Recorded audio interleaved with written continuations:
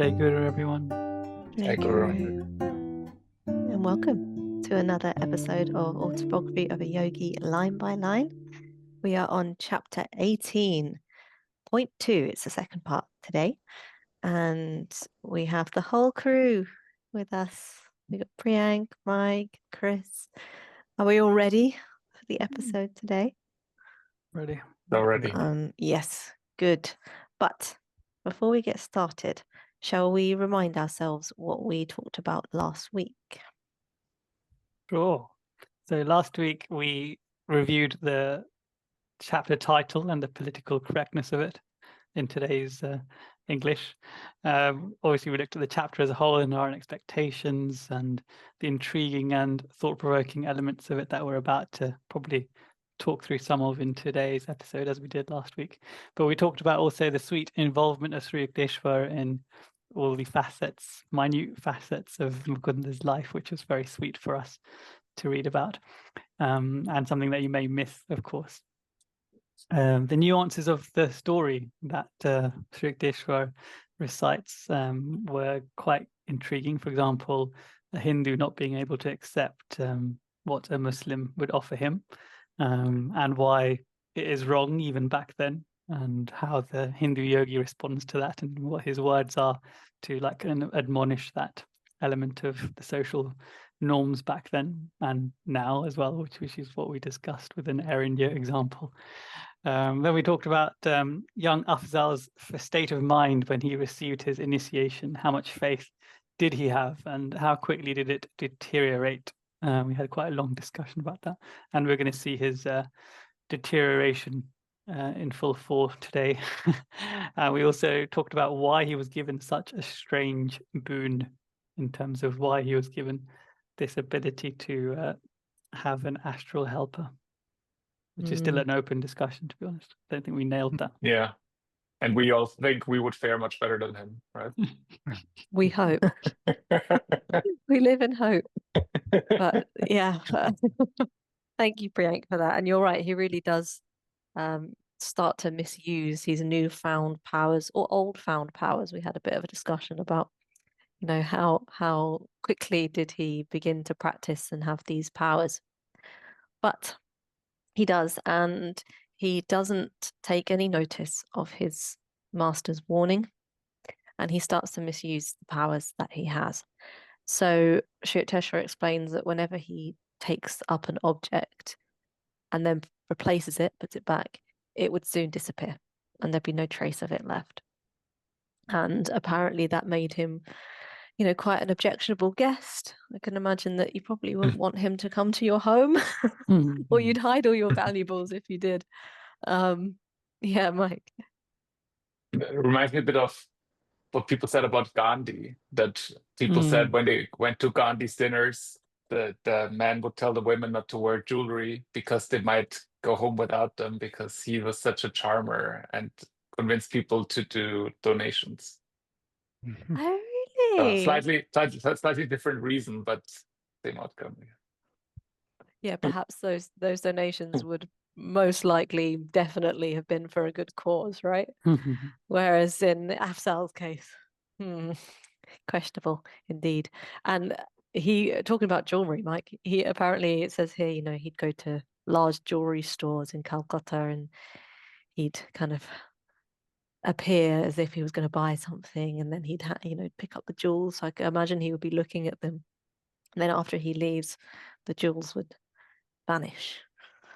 And it's quite an interesting, you know, turn of events. I think, you know, he starts off having, you know, a great power over the realm, astral realm, and then goes to the other side where actually he wants the gift and not God, right? Yeah, Priyank.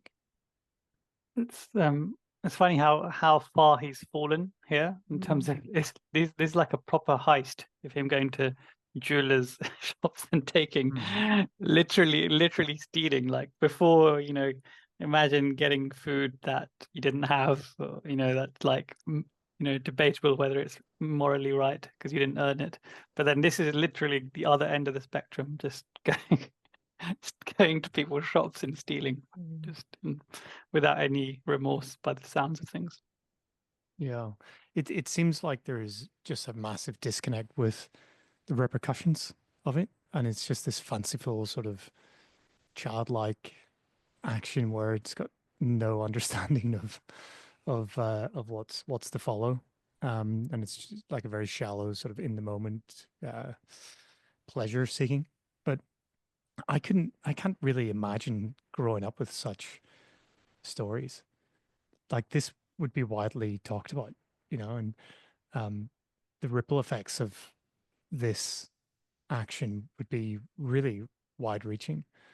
And I'm kind of thinking to myself, wow, would this inspire me, or would this cause me to judge spirituality and, kind of go down more of a negative pattern of thought? I'm just trying to imagine how this would be for those people affected by this, because you're kind of faced with the kind of practical reality of losing wealth, like he's literally stealing from your shop, for example. But then you're also faced with a possible reality you've never maybe encountered before, which is the astral realm and all the rest of it. So it just would have been mind-boggling to being exposed to this, growing up. The only explanation I can see is maybe that he feels a feeling of superiority towards everyone else because he has those astral powers now, and they kind of entitle him to do whatever he wants without any consequences.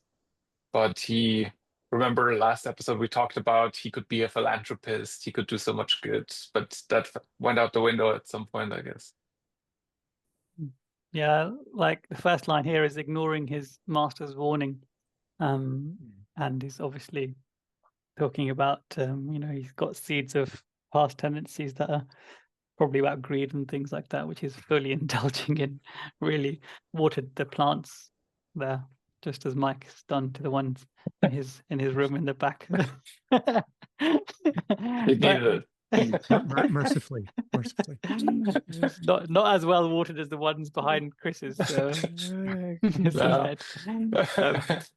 But in terms of ignoring his master's warnings,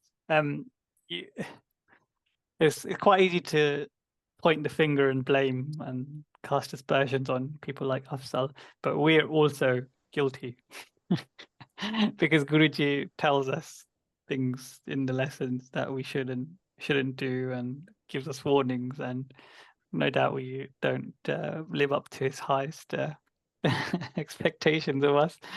Like for example, diet.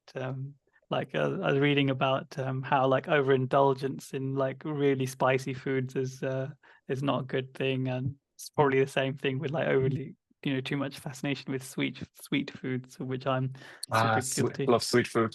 Yeah. Super guilty of, and we know that it's not even just to do with like desires; it's to do with like our biology. It's not good for our biology, right? But we still do it, and so poor Afzal, we should have some sympathy for him as we do for ourselves. Otherwise, absolutely. 100%. But also, if you're overindulging in sweets, for example, Priyank, that's only going to really affect you. But here, he's affecting quite a lot of people, right, in a negative way.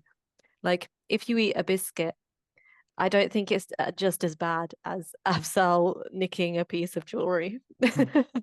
But I do agree, show him some kind of understanding and compassion, because it's not easy, is it, to get past our past tendencies? It's very difficult.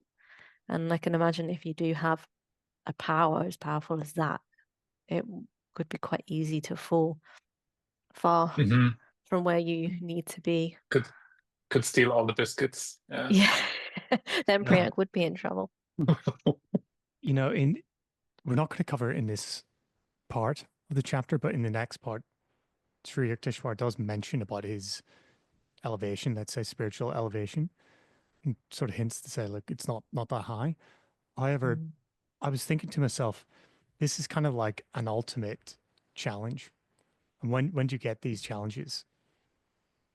It's really whenever you're kind of getting a lot, you're progressing, and And we actually do see at the very end of this chapter what he goes to do, some repentance going on.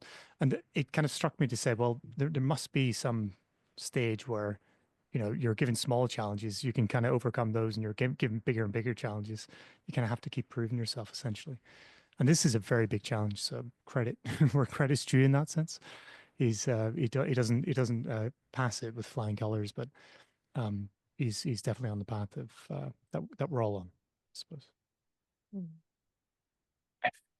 And on top of being a really big challenge, it's also at the end of it, if you see you have those powers in life and not even that makes you happy, it pulls back the veil even more than other experiences would in life, that this life is not real and the only thing worth striving for is God.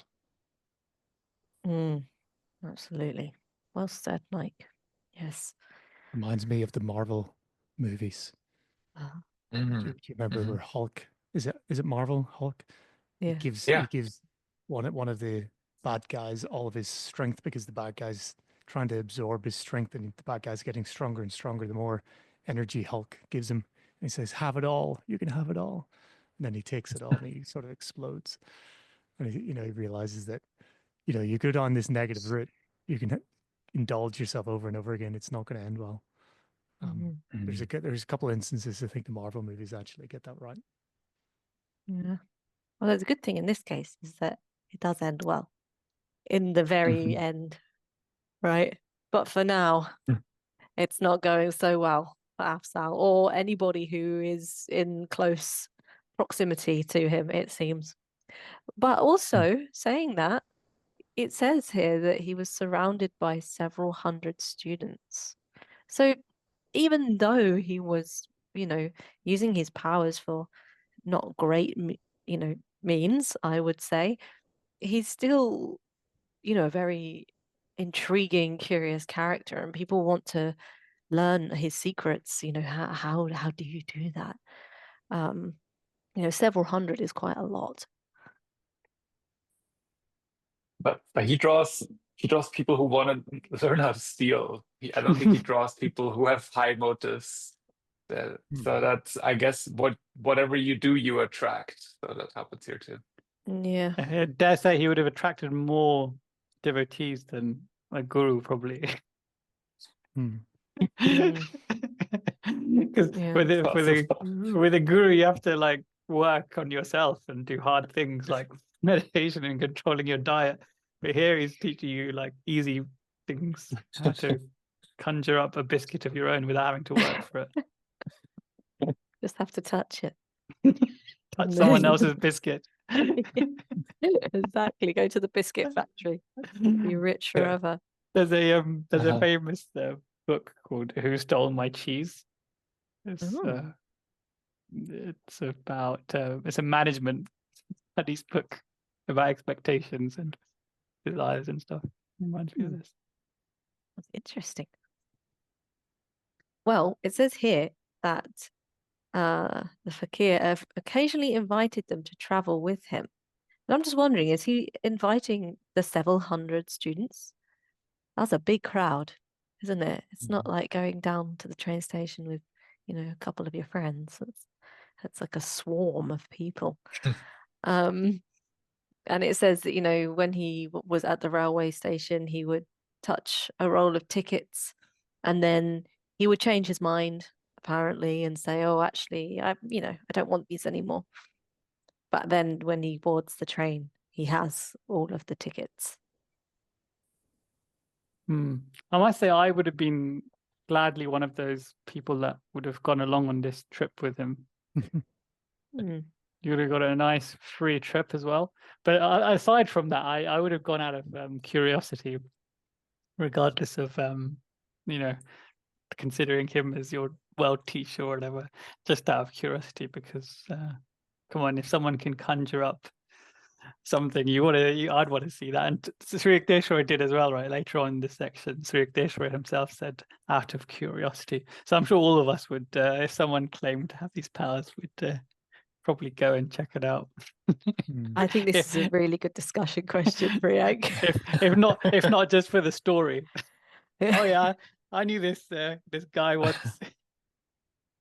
So I'm going to put that question to you all. If there was someone doing exactly what Afzal Khan is doing now, would you go to see them? And why either way? Can I just make a broader comment on this? That, Yes.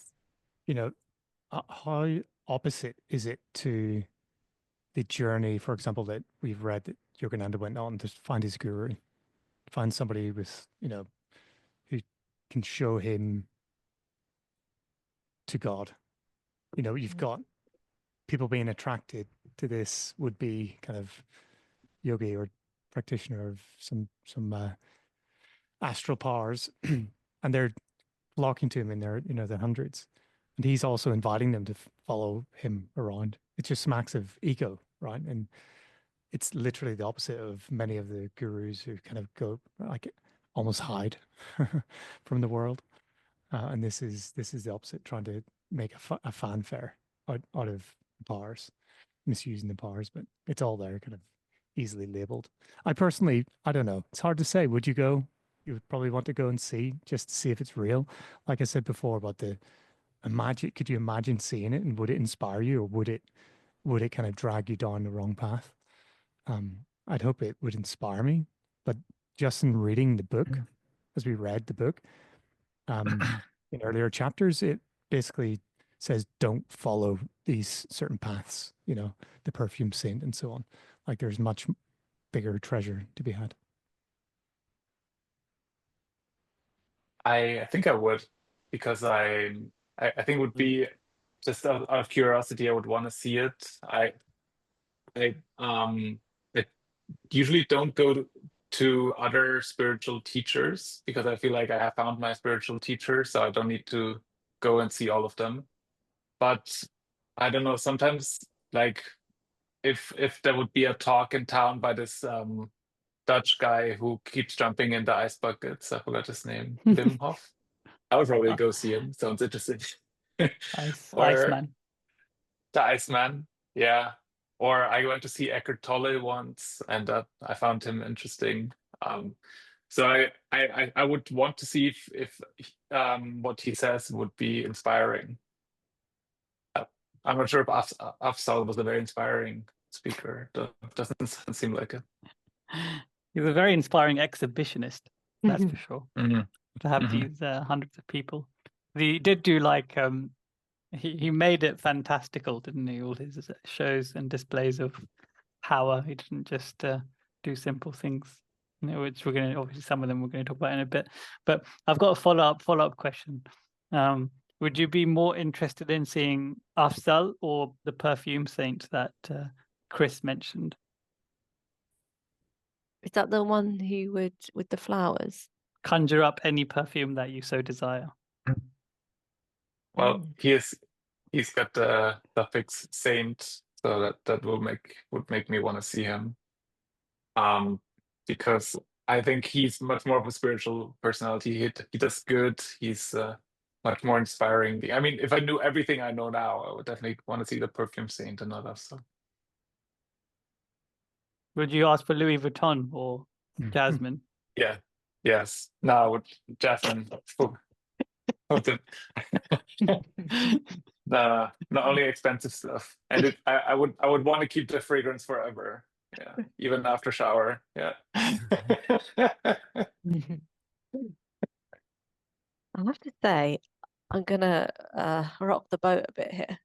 I don't think I would see Afzal Khan, and the reason is that this chapter makes me feel so uneasy, and I think it just gives me bad vibes. And I think if there was an opportunity to see him, I don't know if I would take it, because then I would be in that vibe that I feel like, oh, I'm not sure about that. But the perfume saint seems pretty harmless to me, It's like, it's a nice miracle. It's not hurting anybody. It's not stealing. It's, it's just, it may be something that's not like necessary or needed, but it's kind of sweet in its own way. Maybe he had his own Hazrat. Maybe. Actually, no, I think we know what he did. We But no. explained it. It wasn't Yeah. a natural being, was it? No. But yeah. Greg, do you think that if you've made the decision to go see him, that you would find that the trains weren't working on the day? Yeah. You know, Yeah, but Priyank's an engineer, he can fix them. This so actually has happened. the driver doesn't show up. This has actually happened on a few occasions, actually. Like, when was it? Oh yeah, recently, actually, when I was at the Kumbh Mela, I went to see Babaji, the tree that Sri Yukteswar met Babaji at. It's there, like about 2 kilometers away. And the guru, there's a separate organization, a lineage of disciples from Mhm. Sri Yukteswar. Mhm. And there's this next in line, it is this other guru, and they've got custodianship of this tree. Their ashram is, in the tree inside the ashram, which is probably why they made it, because they knew it was going to draw quite a few crowds. And they don't let anyone go and see the tree. You have to go register, and they take all your details, and it's pretty wild. And the lady that was like registering me, she was I could see she was spiritually quite advanced. She had like very like piercing eyes, and she could like kind of see into your soul. And so she was like she was a nun, essentially. And then she said, "Oh, the guru." I said, "Is the Guruji in town?"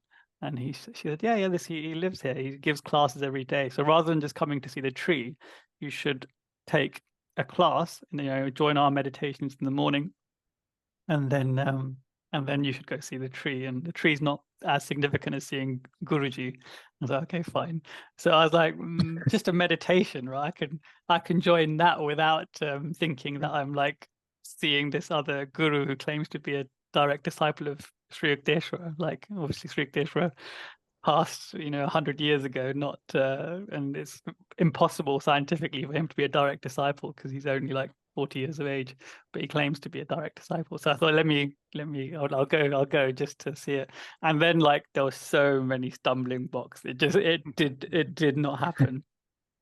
Oh. Mm. Was it meant to be, Priyank? Maybe. Did you stay at this ashram, Priyank? Or maybe we can talk about it later. Yeah, I think Priyank's frozen for now. But I do have a question for you both while we wait for Priyank to come back. So Afzal Khan's stealing these tickets, right? For what appears to be, I don't know, no reason, maybe, other than just to have free travel. Maybe he just can't afford several hundred tickets for his students. But if he was stealing the tickets for a better reason, like if it was a genuine need, do you think that would be okay in your own self? Like, what do you think? For me, the only way this would be okay if somehow he was very close with a fully realized guru, and he was in tune with him, and somehow this seemed like the right thing to do while being in tune. But I think that's my whole problem with Afzal. He doesn't seem to be that at all. Like he has mastered the spiritual technique, but he's not working towards his self-realization at this point. And I don't know. I feel like he walks into one karmic trap after another. If Yogananda does it because something happens and he really needs those tickets, sure, I think that would be quite okay. Karmically, like I don't know, so you give some, you get some. Yeah, I'm not so sure. I don't know. It seems very fleeting, Like Yogananda, he used the power of attraction, let's say, where people came to him, and there was like a conspiring of efforts to ensure that he had housing, food, money for tickets, and that kind of a thing. So I would rather have cooperation with the universe rather than the kind of like taking something. But it is tempting to think about, do the means justify the ends? It's a kind of open question, but I don't know. Guruji seems to have shown us another way. As a point aside, this whole tickets, paper tickets being issued and untracked, like then you still have like infinite train journeys with these untraceable, tickets. That still like is around. Like I know in UK and probably US, like if you use the ticket once, you can't use it again. Like the machine won't work, or they can check and they know.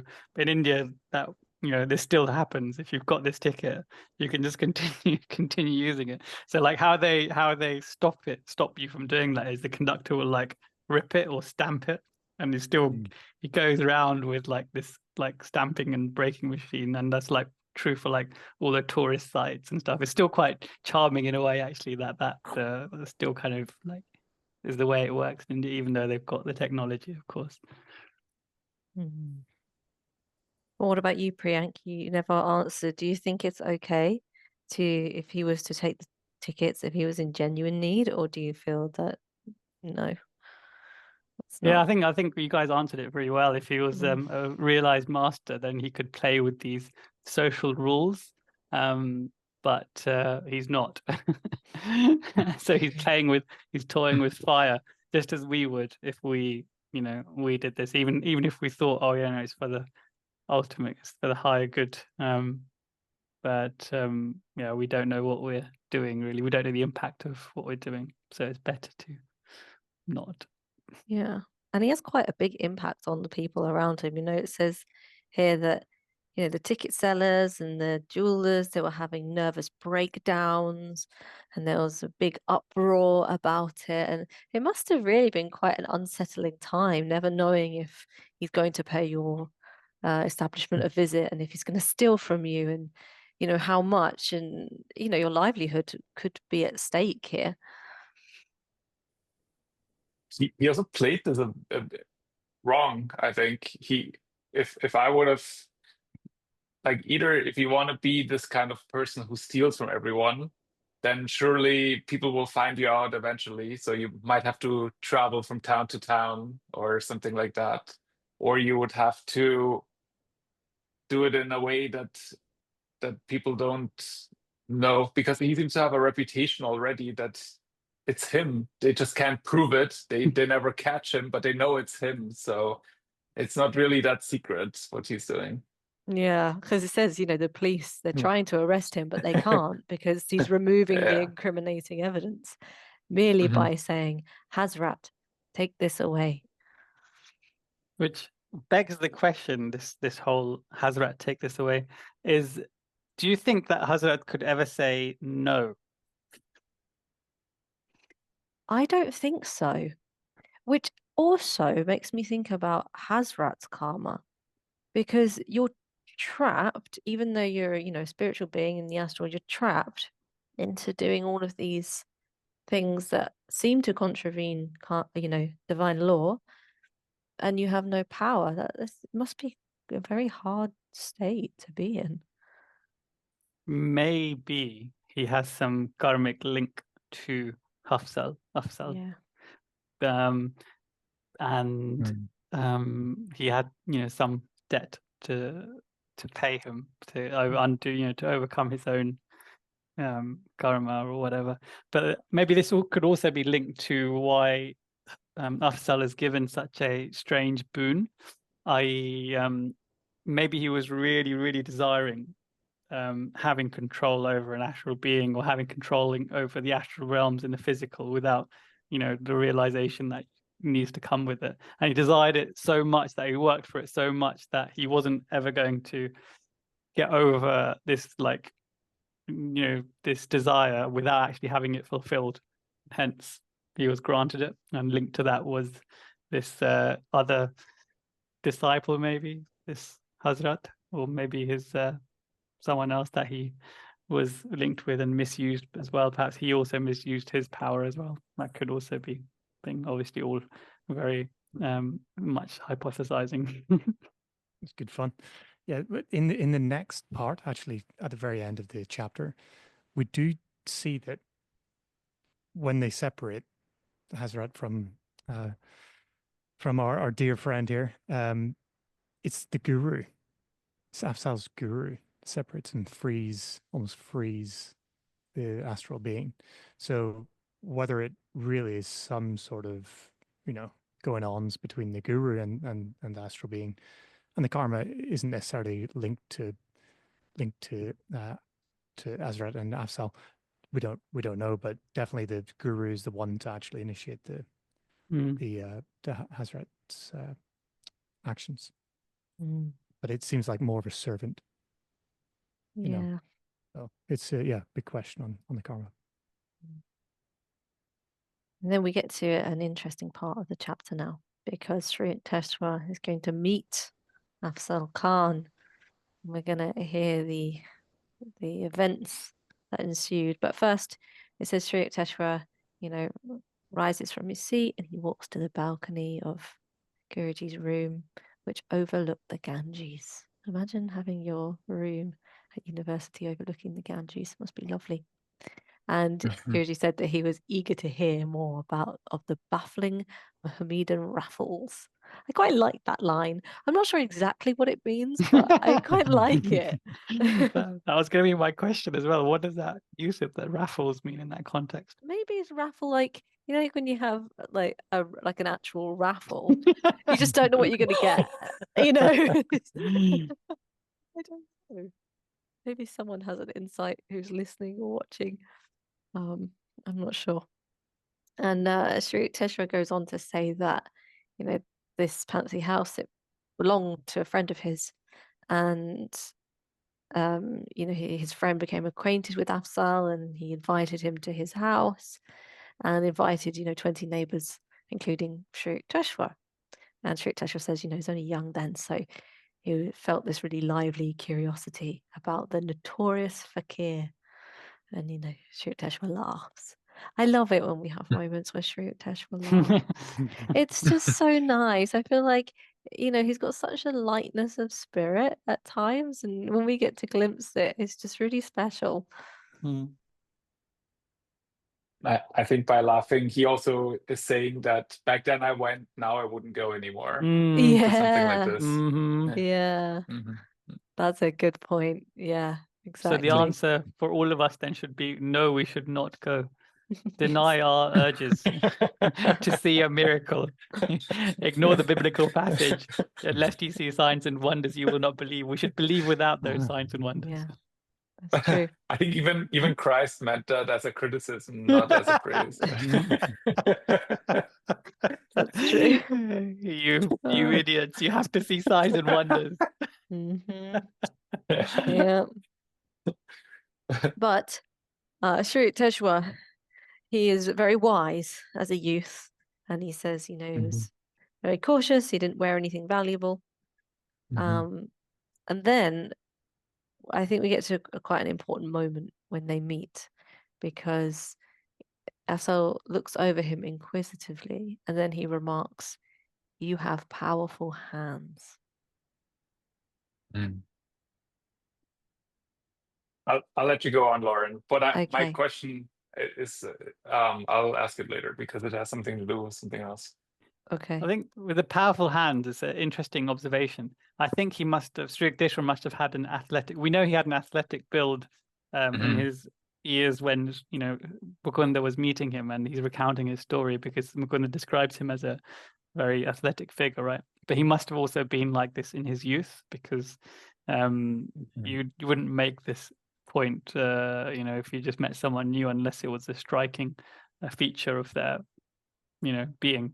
But we have no pictures of Sri Yukteswar, so we can never confirm or deny this theory. We've only got pictures of him when he's like, a bit older, which is a shame. I imagine him buff. Yeah, I cannot imagine him skinny. Yeah. But also, I did wonder if the powerful hands comment was also about his spiritual powers, because Guruji talks a lot about, he talks a little about the hands being a powerful instrument to send vibrations. We do the healing technique, and we're sending that energy out through our fingertips. So I wonder if even in Afzal's sort of spiritual, I don't know how to quite word that, but he's not so advanced, but he can still tell that Sri Yukteswar has this power that emanates from him, and it comes, in his hands as well. So he instructs Sri Yukteswar to go downstairs to the garden to get a smooth stone, to write his name on it with chalk, and then throw it as far as he can in the Ganges, which is quite an odd request. It's quite specific. So Sri Yukteswar does that.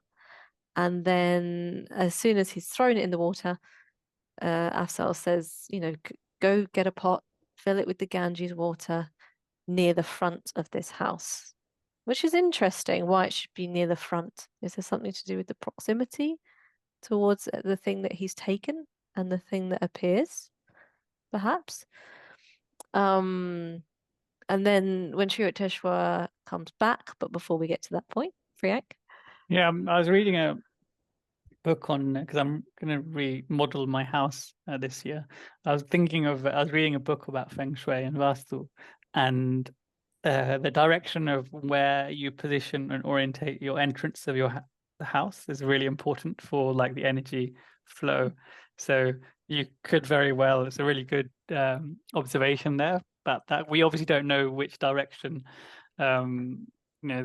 this was, because we don't know where it is, but it could be to do with energy, and it could have been required to perform this quote unquote miracle. Yeah, because when he gets the pot and brings it back, and Afzal cries out, "Hazrat, put the stone in the pot." The stone appears straight away. It's very theatrical, isn't it? Nothing humble about it.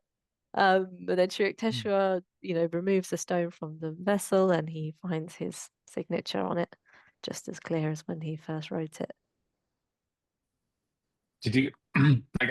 I was thinking when I read this in the beginning that I thought maybe he would say this mentally, but apparently no. He crying out that name, and I was wondering if other people would ask him, "Who's this Hazrat? Who's Like, Hazrat? how'd you meet Hazrat? Can I have Hazrat? Can I borrow Hazrat for a few days, maybe?" Yeah, I would ask that question. But I think the Ganga water here must also be important, because obviously there's quite a few beliefs in terms of the spiritual and the mysticism of the Ganga and the source and the power of the water, it being healing and all that kind of stuff. Obviously, it's one of the tributary rivers for the Kumbh Mela in Prayagraj, which I just went to. The other one being Yamuna.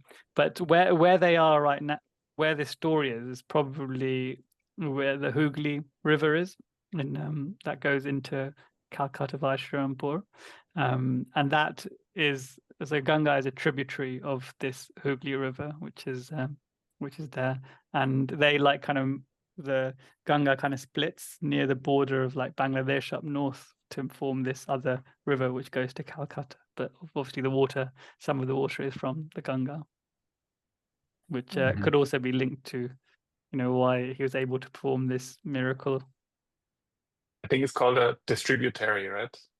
Like it splits into Patna and Hooghly and a few others. Yeah. I'm also just thinking, is there a link between his comment about his hands and what he asked Sri Yukteswar to do? Because in all the other, stories of Afzal and him, taking things, it's something that he's touched. Afzal himself has touched. But this is the story where it's something Sri Yukteswar has touched. And Afzal never touches that stone, which I find interesting. And he also doesn't do anything to Sri Yukteswar that is negative. It's quite a positive story. It's quite light-hearted. There's nothing much to it. It's like, oh, you got my stone back, thanks. But for everybody else, like Babu and the jewelers, it's something that really affects them quite negatively. And it's quite an interesting link. Super observation, that, Lauren. We might be onto something. Maybe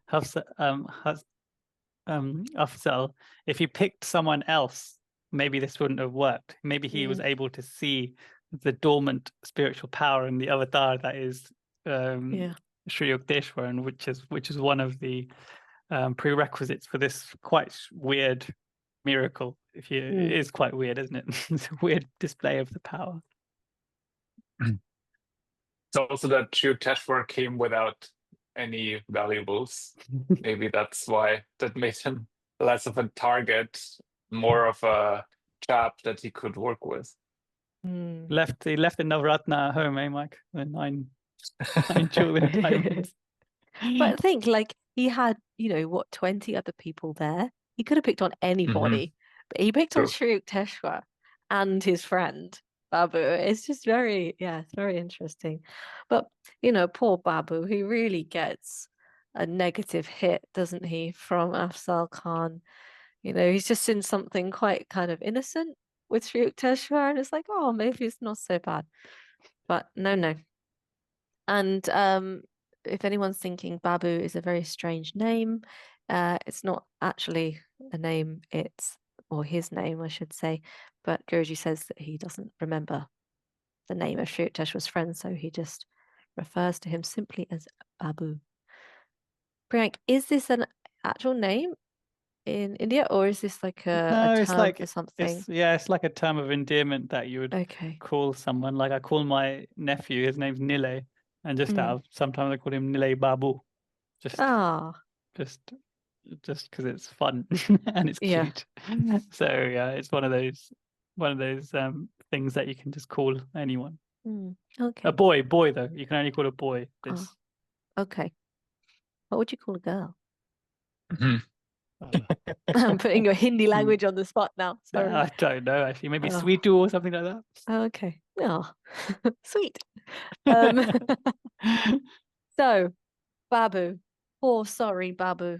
Is probably going to be regretting a lot because, he's invited Afzal Khan, but he hasn't had the foresight that Sri Yukteswar has. And he's still wearing a very heavy antique gold watch and chain.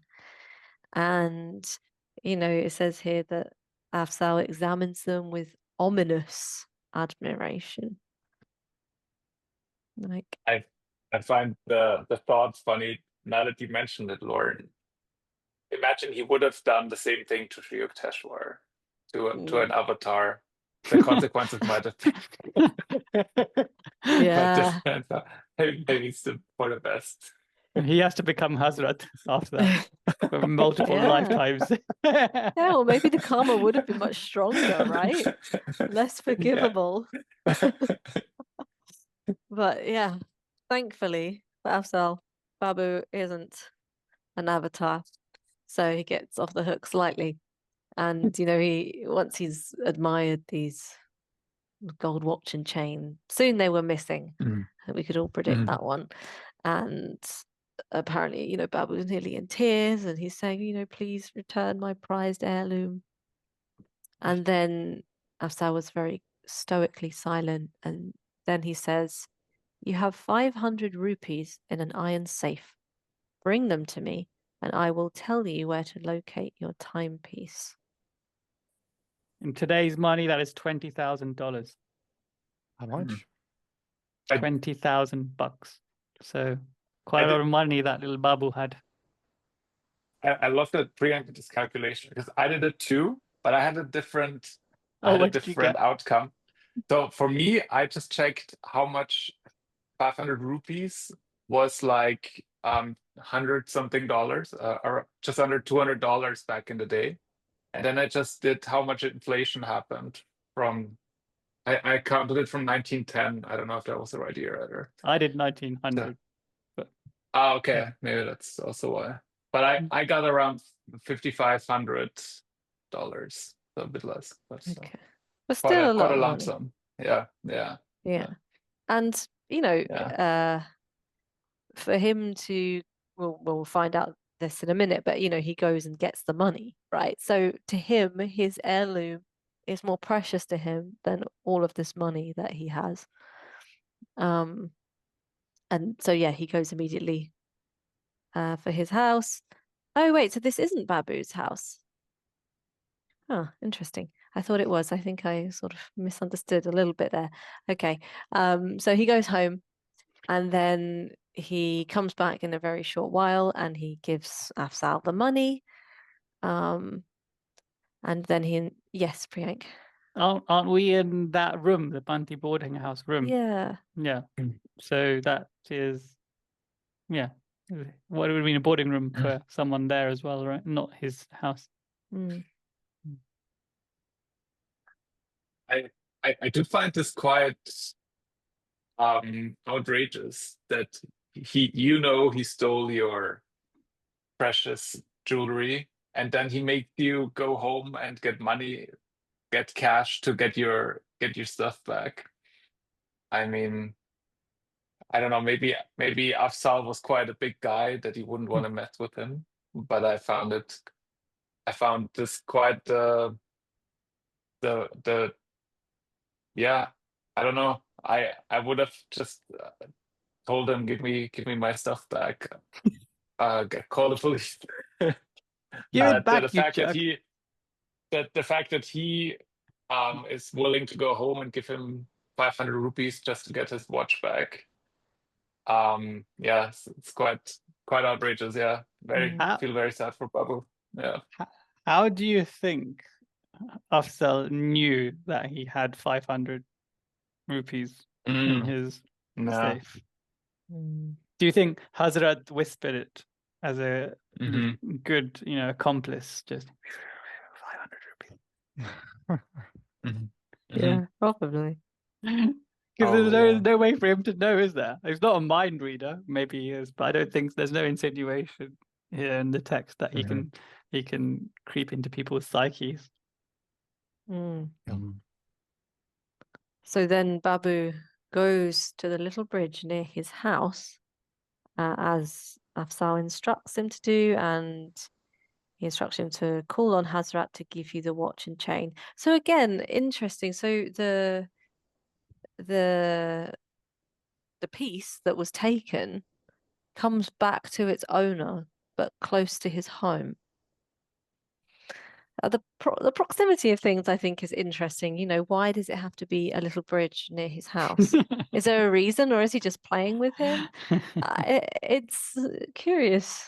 Maybe that, like, I think we're gonna go through it later, but some of the things that are produced from the astral store, yeah, and they, as we know, astral objects don't last very long in this world, but in this is a physical object that was in this world that was removed, probably taken to the astral store, or some invisibility cloak applied to it through Hazrat, and then so you may be onto something there again as well. It has to stay close to where it was. He had to go back exactly near his house to recover it. Yeah, although it was taken from him in the Pantheon house. True. So true. It's just a strange mix of that's events. True, yeah. That's true. But the money was taken from the house, or maybe well, if it's an heirloom, then I assume that maybe the house was passed down from generations, and so that object too was passed down a lot in that house. Maybe it's got a strong energetic connection to the building, and that's maybe why. It's all a bit of I'm very confused. hypothesizing. I need to think about this now. Yeah, who knows? But in any case, it comes back because Babu rushes away. Oh yes, Mike. You're muted. Did you guys ever think how this would play out today? What he would steal? Because I feel like people have less valuables today, right? And most of our valuables these days are stored digitally on some database rather than in real life. I mean, the only thing most people carry around with them is a phone or a laptop or something like that. Maybe he would delete people's social media accounts who were really Oh famous wow! or something. Yeah, Hasbro would go online and wreak havoc there. The war for the digital age. So yeah, Babu rushes away. And when he comes back, he's got this smile of relief, and he's not wearing any jewelry. He's learned from his mistake. And he, says, "Oh, when I commanded Hazrat as directed, my watch came tumbling down the air into my right hand." Interesting that it's his right hand and not his left. "You may be sure I locked the heirloom in my safe before rejoining the group here." Do you think Hazrat is capable of taking it back, even not knowing where the safe is, considering that he's touched it? I think unless Afzal commands him, I don't think he could do anything about it. But he could, right? So But he doesn't matter where the safe is. Yeah. Oh, yeah, that's true. Do you guys think Hazrat is getting any bad karma from this, or is he safe because he just has to do what he's being commanded? I think so. For Hazrat. Yeah, I feel like Hazrat probably has enough bad karma, and that's why he's having to do all of this. He's Not easy. He's an astral being, so his karma is probably quite light comparative to. Yeah, but he could be a temporary resident. Yeah. Remember, there's two types of residents in the astral. Oh, yeah. There's the temporary ones that are not really unaware of where they are, but they enjoy the astral world. And then there's the ones that have passed the stepping stone of Nirvikalpa Samadhi that are staying there, like Hidanya Loka, for a longer time to work out their subtle karma. So he could be one of those beings that are unaware of the things that he's doing. He could be in this semi, state of slumber. Isn't there also in the astral different, vibrational zones? I thought I read that somewhere from Guruji. So, maybe he's on one of the lower vibrational ones, and that's why he's having to do all of this. Or Hazrat. But hopefully that experience wiped out some of Hazrat's karma too. So he'll be okay in the next life. But Afzal, I'm not sure why he's doing these things. Maybe he wants, admiration or praise or people to be in awe, but it seems the tables have turned for him because, everyone's staring at him with resentment. And Guruji describes this series of events as a comico-tragedy of the ransom for a watch. So you can imagine the atmosphere's turned quite sour, and Afzal's maybe thinking, "Oh, how can I win everyone back? And what do humans like? We like food." So he provides a feast, and he says he speaks placatingly. So you can imagine he's really just trying to get everyone back on side, and so he says to the crowd to name any drink that they want, and then Hazrat will produce it. And some people ask for milk or fruit juice, but which Babu drinks would all three of you ask for? Mango lassi. Sugar cane. Nice. Ooh. Mike? Don't know. Just a water. Ooh, very nice. Adventurous. Yeah, I would have gone with sugar cane as well. I've never had this sugar cane drink you speak of. Oh, mate. Heavenly.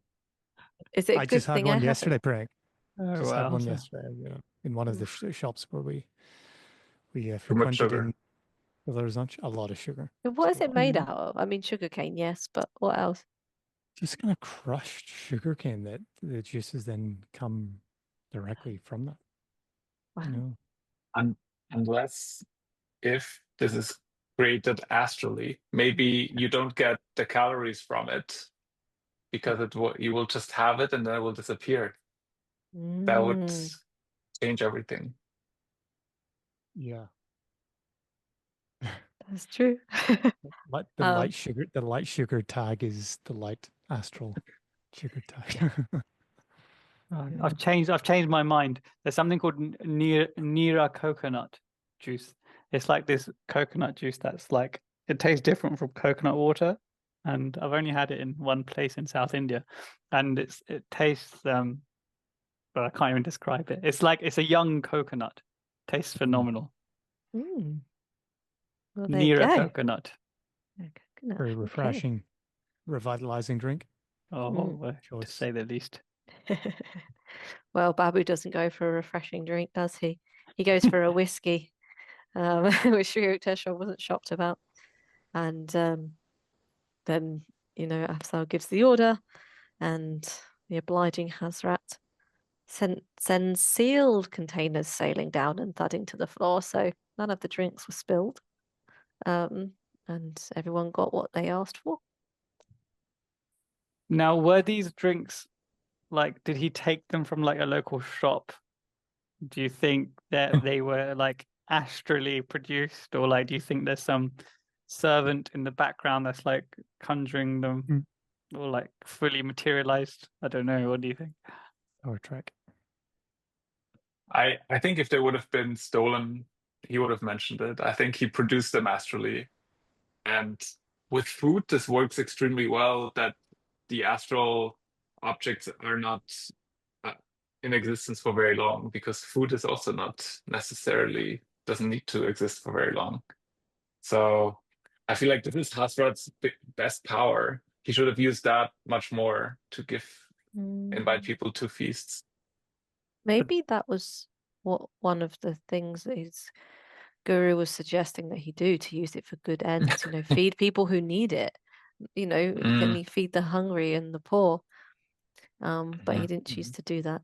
But it can't work though, because if something's astrally produced, it can't last very long on this planet, right? So say we ate a big cake that was astrally produced, like we'd enjoy it and taste sweet and all that good stuff. But after it's entered our stomachs, after a few hours, it just disappear, right? So but isn't that perfect? Isn't that exactly what you that'd be amazing, right? You can't ever get fat. But if you're feeding the hungry masses, it's like torture.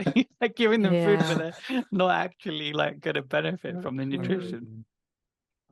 Yeah. Lean. They stay lean, but they eat cake all day. It's a bit unclear, actually, isn't it? Well, maybe not to you. Maybe you understand a bit more than me. I hope so. As to Afzal's power here, because before it seemed like he had to touch it, but now it seems that he can just command Hazrat. But maybe he can only command Hazrat to do things that if he hasn't touched them, then it has to be something that's astral, like food. But then, is it that if he wants something material, he has to have touched it? I'm not quite sure. I think it's really descriptive here. Like when we talk about the gold plates, and here we talk about like sealed containers. I feel like he hasn't just made them. I feel like he's pre-prepared for this meeting, like weeks, and he's like touched various things, and he knows like he can just remember what he's touched and then bring it back down to where he is. I think maybe. Yeah, could be. I mean, he probably, because it's very descriptive, like what he says, like the golden dishes and the sealed containers. Yeah. And you think if they were astrally produced, why would they need to be sealed? Yeah, they would just come down. Appear in nice glasses, right? Yeah, in someone's hand. Interesting. Good observation. Yeah. So yeah, not only does he ask people to give him their drink requests, he also says, what lunch would you like? And Babu's very gloomy, even though he's got his prized possession back. He's lost his money. And he says to Sri Yukteswar, let's order the most expensive dishes. I want an elaborate meal for my 500 rupees. Everything should be served on gold plates. So, and then Sri Yukteswar goes on to say that once everyone had said what they wanted to eat, the fakir addressed himself to the inexhaustible Hazrat, and a great rattle ensued. You can imagine the kind of sound, very big sound, and then these gold platters. So Babu's got his wish. being filled with intricately prepared curries and hot luchis and out-of-season fruits that land from nowhere at their feet. And all the food was delicious. An alternate theory to the ones we just described, i.e. materializing it and like having touched it before, is that he's got a treasury, like a royal treasury in the astral world, and it's filled with infinite things of different variety, and you can just pull them out, just as he's done here. And apparently it wasn't very done very tidily. There was a great rattle. You can't imagine that's what the ideal scenario is for this, exquisite meal that's about to. You want it to be like seamless, don't you? Oh yeah, that's true. I kind of imagined it to be a little bit like how Olm is described, that great roar. Or maybe it's similar, but more of a materializing of something. So yeah, they all had this feast for an hour and they start to leave the room. And then the tremendous noise happens again, as though dishes were being piled up. And they all turned around and there was no sign of the glittering plates or the remnants of the meal. So it's all gone. It's all gone. I thought it was a pretty awesome way to clear up. I would quite like that if I could do that at home. If I'd made dinner, I could just make it go away. But that's a bit lazy. Priyank. I think there's a quite ancient Indian film called Mr. India that was took inspiration from this scene, because what happens in that film is this guy gets the power to become invisible. So he uses that power not to do evil. He uses it to like beat up bad guys and like steal from the poor and steal from the rich and give to the poor. And he does this exact thing. Like there's a very family that's doesn't have any food and they're really hungry, and then he takes all the food, like with his invisibility, takes all the food from this very wealthy family and just drags it into this poor family's like living arrangement. And so it just reminded me of that. So maybe they took some inspiration. Anyway, if you want to watch a funny Indian film that's very serious, Mr. India is the one. India. Okay. There you go. You heard it here first. So that actually concludes this section of the Autobiography of a Yogi. But we've got more to look forward to. The chapter is not over yet. Chris, what have we got next time? So next time we're going to look at Sri Yukteswar, commenting more on Afzal and Hazrat and how the whole materialization was able to happen. So we're going to talk about power of will, of course, greed. We'll jump into some discussion on that. And there's a confession here by Afzal to finish the chapter.